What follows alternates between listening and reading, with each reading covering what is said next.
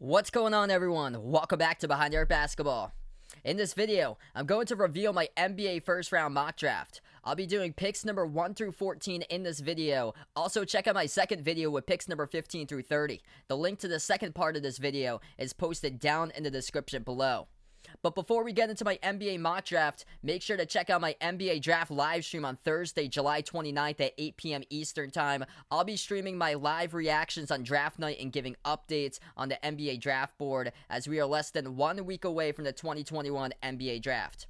Also, make sure to check out my play-by-play live streams of me commentating basketball games. I would highly recommend to check out my play-by-play live streams if you haven't already done so.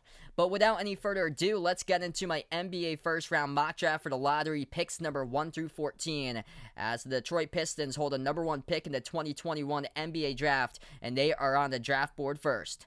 And that's where I predict the Pistons to pick up Cade Cunningham, point guard from Oklahoma State. The obvious choice at number 1, Cunningham the top choice because of what he can offer in the future as a gifted playmaker who already has excellent vision, and with his on-court awareness, it is terrific. And also, he is an unselfish passer that gets everybody in the offense involved. Cunningham's a 6'8" point guard. He's got a 7-foot wingspan. He's an excellent defender. He's not the most athletic on the court, but he's able to control the game at different tempos. He is fluid, and he has an excellent mid-range game.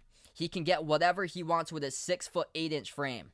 Cunningham is a Luka Doncic type of game. As a freshman, Cunningham was impressive offensively. He led the Big 12 Conference in points scored per game, averaging 20.2 points per game at Oklahoma State, along with shooting the ball at 40% from three-point range and over 84% at the free throw line. Cunningham made everybody around him better in the court. He guided Oklahoma State, which had 9 underclassmen on the roster this past season, to a number 4 seed in the NCAA tournament. The main spot for Cunningham's improvement is cutting back on his turnover rate. He averaged 4 turnovers per game through 3.5 assists per game in college. The Pistons, though, they are in desperate need of their next franchise point guard, with Cade Cunningham going to be the first pick to the Detroit Pistons. Now at number 2, it's gone back and forth between Jalen Green and Evan Mobley. Between 2 and 3 for the Houston Rockets at number 2, I predict that they will select Jalen Green, shooting guard from G League Ignite. The best scorer of this draft to be projected, Jalen Green has a bright future and he can go get buckets. It would not be a surprise to see Jalen Green in the future average 25 points per game in multiple seasons in the NBA. He is athletic, he is explosive, has tremendous range, and he is a terrific finisher at the rim, and he can also score baskets through contact. Green was the top scorer this season for G League Ignite, averaging just under 18 points per game. There's been reports recently that the Rockets are trending towards drafting Green at 2 instead of Mobley. The Rockets finished 28th in the league in field goal shooting percentage and also 3-point shooting percentage. Houston will get a star here for many years to come with Jalen Green that can help out the Rockets' backcourt. That's where I predict Green to go to Houston at number 2. Now at number 3, the Cleveland Cavaliers on the board. And that's where I predict the Cavs to select Evan Mobley, center from USC. In a time where big men are hard to acquire when it comes to drafting bigs, and with a league going more guard-oriented, Mobley should be able to offer a ton inside for the Cavs. He is an excellent interior defender. He gave opponents fits all throughout the season, and he is explosive as well. Mobley is an excellent rim protector, and he has a 7'4" wingspan. Him and his brother Isaiah were a force inside this season for the Trojans. They helped USC finish 2nd nationally in 2-point shooting defense. Mobley also ranked 6th nationally, averaging 3 blocks per game at USC. He also has smooth handles, he can move the ball around well, and he can do damage by scoring inside, along with also improving his outside game throughout the season. And he's also got a great hook shot as well. The 2 bigs for the Cavs, Jarrett Allen and Isaiah Hartenstein, they're both free agents in the offseason. The Cavs ranked 26th in 2-point shooting percentage and 27th in defending the 2-point shot. Mobley will be a much-needed pickup to address the Cavs here to help out in their front court, and I've got him going to Cleveland at number 3. Now at number 4, the Toronto Raptors on the board, and that's where I predict they will take Jalen Suggs, point guard from Gonzaga. Suggs is a natural-born leader. He can come in right away and command the offense for Toronto. He is Jason Kidd-like. Unselfish, gets everybody involved on the floor. And Suggs is also terrific on the break. He led the fast break offense for Gonzaga this season, and that's where the Zags were most lethal for opponents.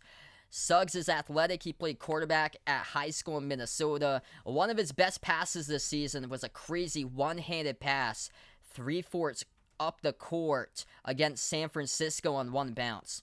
He is an excellent defender. He plays with hustle, and he can force turnovers, as he led the West Coast Conference, averaging just under 2 steals per game.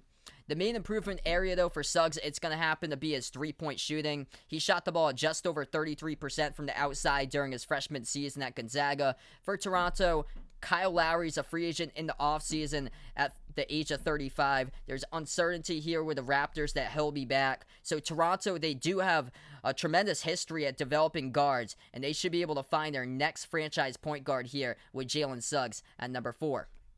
Now at number 5, the Orlando Magic on the board.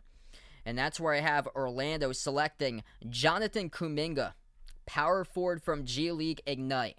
He is the one of the youngest players in this draft class for Kuminga. He won't turn the age of 19 until October. It's his future upside which happens to be desired of what he can develop into. Kuminga is a physical type of player. He's got a 7-foot wingspan. He is explosive and also has a smooth jumper. He's a combo forward. He can also play at the 3 as well.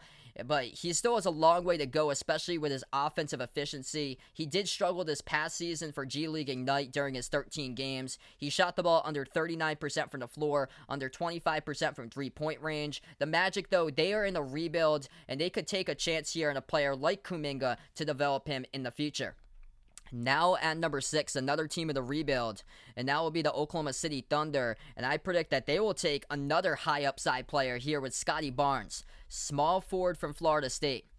Barnes is athletic, he shows versatility, and he is also an elite defender with a 7-foot 2-inch wingspan. He can defend multiple positions, and he was the primary ball handler at Florida State after adjusting to be the main point guard here during his freshman season. Barnes is a great facilitator. He averaged just over 4 assists per game and under 25 minutes per game this season. He is a point forward, and he can be compared to the next Draymond Green. Offensively, though, there's still a lot of questions, as Barnes only shot the ball at 27.5% from three-point range and just over 62% at the free throw line. But since the Thunder here are rebuilding and currently hold a grand total of 38 draft picks within the next 7 years for OKC, I think that they can use a pick here and a high upside potential type of player here, such as Barnes in the future. Now at number 7, the Golden State Warriors on the draft board. And that's where I predict Golden State will select Davion Mitchell, point guard from the Baylor Bears. Mitchell was named the 2021 Defensive Player of the Year for college basketball. He is an absolute dog defensively, and he boosted up his stock tremendously during the NCAA tournament. Mitchell was a blur on the court this past season. He is quick, he has tremendous burst, he can blow by defenders into the lane to get to the basket. Mitchell can control the tempo of the game, and he makes the right decisions when the game is on the line and close. He's also a terrific catch-and-shoot three-point shooter. He has a smooth jump shot stroke, and he was impressive this season with shooting the 3-ball, just under 45% from the outside. And Mitchell has shown what it takes each and every season to build up and keep on improving throughout his college career. He started out his college basketball career at Auburn, and then later on in his career, he transferred over to play at Baylor. But he was a key facilitator, moving the ball around constantly to his teammates in Baylor's national championship run. Even though they're not related, Davion Mitchell, his style of play, it could be compared similar to Donovan Mitchell's as well. If Golden State doesn't trade their number 7 pick, picking up Mitchell here, it would be really smart for Golden State because it gives the Warriors a really good bench score that they could have, and also a backup point guard in the second unit behind Steph Curry. And also it adds another tremendous perimeter threat right behind Stephen Clay in the lineup. Now at number 8, back on the draft board, happens to be the Orlando Magic for the second time in this draft, in the top 10. And that's where I predict the Magic at number 8 to take Corey Kispert, small forward from Gonzaga, one of the best shooters in this draft. And he was one of the top shooters this past season in college basketball. Shot the ball at 44% from three-point range. He's a three-point specialist, and when he sets his feet, he can do damage. Kispert averaged just over 18 points per game this past season at Gonzaga. Shot the ball at just under 88% as well at the free throw line. And he is a high IQ type of player. He is a leader for Kispert. He scored a career high 32 points, making 9 threes against Virginia in December. Evan Fournier was traded to the Celtics at the trade deadline. The Orlando Magic, I feel like, just need to add another sharp shooter to their lineup, as Orlando is thin as well with players at the 3. In Kispert, he addresses the need for the Magic, which is a lack of offensive firepower, which Orlando was 29th in points per game and 27th in three-point shooting this past season. 2 areas here where Kispert can provide a spark from the outside and give the Magic a boost, as I've got Kispert going to Orlando at number 8. Now at number 9 in the draft board is Sacramento Kings. That's where I predict that they will take Franz Wagner, small forward from Michigan. Wagner played 2 seasons of college basketball. He won't turn the age of 20 until August. He's a two-way wing, solid defender, and a tremendous rebounder as well. He can defend well, and he improved this season as a scorer and a playmaker. Wagner shot the ball career high 83.5% at the free throw line during his 2 seasons at Michigan. He's efficient inside at 6'9", and he can get to the rim. Wagner will happen to need to improve, though, as a scorer. He doesn't really have much explosiveness. Sacramento, they ranked last in rebounds per game, 28th in points allowed, and 26th in perimeter defense, all of which Wagner should be able to help make an impact for Sacramento, and especially when it comes to that defensive side of the court. That's where Wagner should be able to make an impact here. I've got him going number 9 to the Kings. Now at number 10 for my draft prediction, I have Moses Moody, shooting guard from Arkansas, going to the Pelicans at number 10. Moody broke out last season as a scorer for Arkansas. He did happen to go away during the NCAA tournament, but throughout the season, he was tremendous. He has excellent length. He's got a 7'1" wingspan, and Moody is a 3-and-D type of player. He's also got a smooth jumper. He ranked 3rd in the SEC, averaging just under 17 points per game as a freshman. He has the ability to draw fouls, get to the free throw line, and he shot the ball under 82% at the free throw line as well. His area of improvement, though, happens to be his shooting efficiency. He is a streaky shooter. He had some big-time games where he went off against some of the teams that weren't really the top-tier defenses in the SEC. And then when he played against NCAA tournament teams, that's where he struggled during a stretch where he shot the ball just 9 for 40 from the floor at 22.5% in a 3-game stretch in February against Florida, Alabama, and LSU. The next 2 games, however, in early March, he followed up with really great games against South Carolina and Texas A&M, where Moody combined to shoot the ball 19 for 30 at 63% from the floor, and he dropped 28 points in both of those games against South Carolina and Texas A&M. So there's a ton to like here about Moody with his upside. The Pelicans ranked 25th in three-point shooting defense this past season. And also, the Pelicans are missing length around their perimeter, which they have the opportunity here to build up Moody as a perimeter threat as well to help boost the Pelicans' outside shooting attack, which they also need outside shooting. And that's where I got Moses Moody to the Pelicans at number 10. Now at number 11, the Charlotte Hornets on the board. And that's where I think they're going to draft by need here. Number 11, the first international player I predict will get taken in the draft. And this is Alperen Sengun, center from Turkey. The Hornets here go for their future big man, 6'10" Sengun, who will turn 19 years old just before the draft. He played for BESIKTAS in the Turkish Super League, and he was named the Turkish League MVP for the 2021 season, where he averaged over 19 points per game, over 9 rebounds per game, and shot the ball at over 64% from the floor and over 81% at the free throw line, which is impressive for a big. And he did this through 29 total games. He is seen as a dominant low post scorer. He is explosive at the rim. He also has great hands, and he has started to develop his playmaking as well. Sengun isn't a 3-ball type of big. He only shot 21% this past season from the perimeter. Charlotte, though, they do need a big man. I feel like they're going to address this by need and take Sengun at number 11, which will help out the Hornets because they ranked last in interior defense, and they were 26th in the NBA this past season in 2-point shot attempts per game. Now at number 12, San Antonio on the board, and this is where I predict the Spurs will go for James Bouknight, shooting guard from UCONN. Bouknight played 15 games this past season. He missed over a month of action due to an elbow injury, but Bouknight can go get buckets, and that's exactly what he did for the Huskies during his sophomore season. He can create his own shot, and this is a big thing for Bouknight because he is explosive at 6'5", and he's shown a lot of highlight reel type of plays while his time at UConn. He averaged just under 19 points per game this past season. He improved as well as a rebounder. He averaged just under 6 rebounds per game. And he's also got a really smooth jump shot. He is a pure scorer. He is shifty, and he's got a good floater game for Bouknight. Bouknight can take it to the rim. He plays through contact really well. And he is more better, though, off the dribble as a shooter rather than a catch-and-fire type of player for Bouknight. His perimeter shooting, though, it does need a ton of work, as he only shot the ball at 29% from three-point range this past season for UConn. The Spurs, though, they do need a lot more offensive guard play on their roster, I feel like. And I feel like they could use another backcourt type of scoring threat here with Bouknight to be a part of the second unit, and that's where I got him going to San Antonio at number 12. Now we're number 13. We'll take a look at another international draft prospect here that I predict will go off the board. And that's where I predict the Pacers at number 13 to select Josh Giddey, point guard from Australia.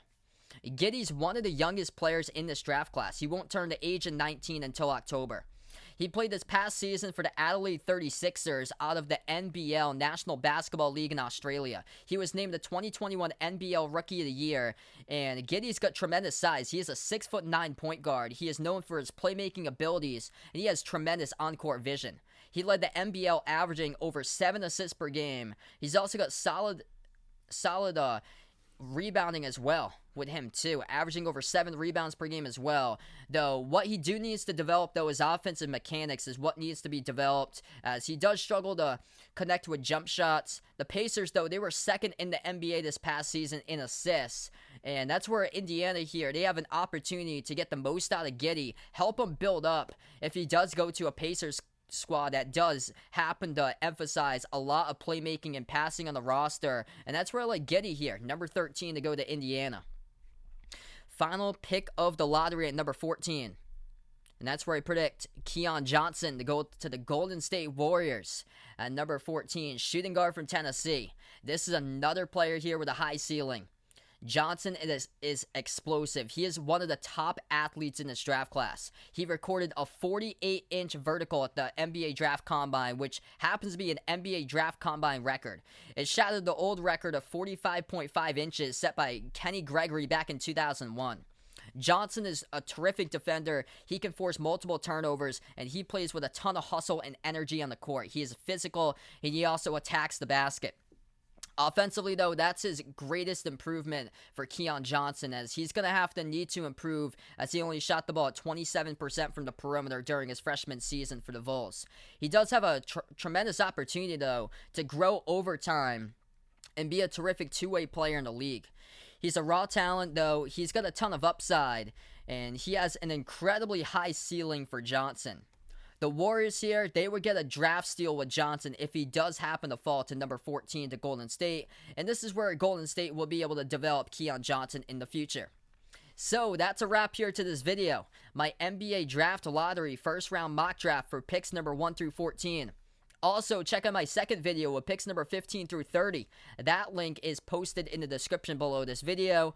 Make sure to like, share, comment, and subscribe to my channel if you're new. Also, check out my play-by-play live streams of me commentating basketball games when the season starts up again. I would highly recommend to check out my play-by-play live streams if you haven't already done so. Thanks so much for watching, everybody, as this is Behind the Arc Basketball.